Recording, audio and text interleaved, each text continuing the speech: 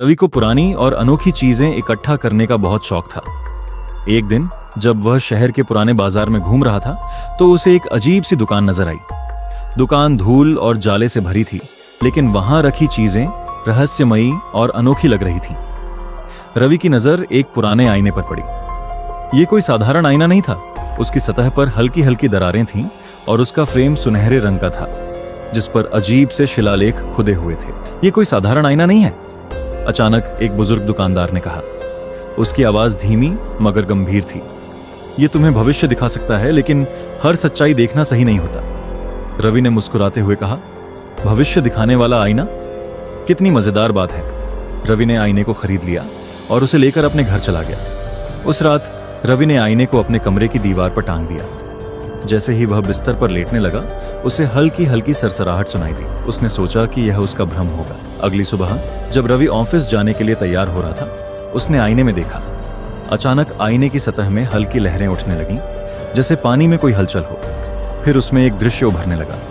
उसने देखा कि उसका बॉस गुस्से में है और वह खुद शर्मिंदा होकर खड़ा है।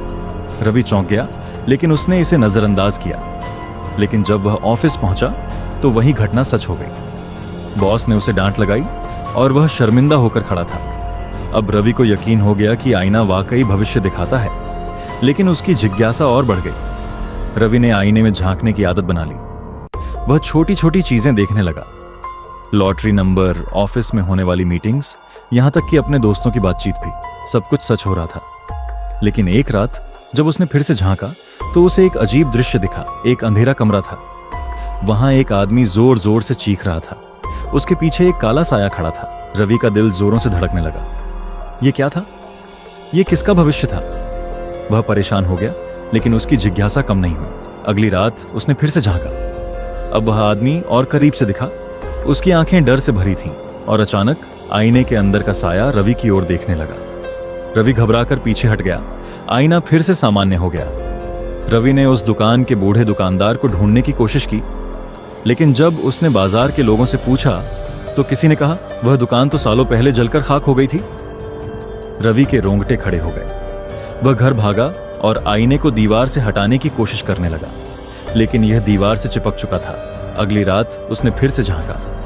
इस बार दृश्य और भी भयानक था। आईने में वही अंधेरा कमरा था, लेकिन अब वहां कोई और नहीं था। सिर्फ एक टूटा हुआ आईना और दीवार पर लिखा हुआ था, अब तुम्हारी बारी है। रवि कांप उठा। अचानक कमरे का दरवाजा अपने आप बंद हो गया।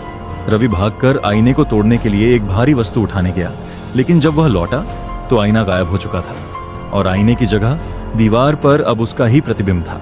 लेकिन उसमें रवि नहीं, बल्कि वही काला साया खड़ा था। अचानक साया आईने से बाहर आने लगा। रवि चीख पड़ा। सुबह जब उसके दोस्त घर आए तो दरवाजा खुला मिला। कमरा वैसा ही था, लेकिन रवि कहीं नहीं था और दीवार पर खून से लिखा था, हर रहस्य जानना जरूरी नहीं होता।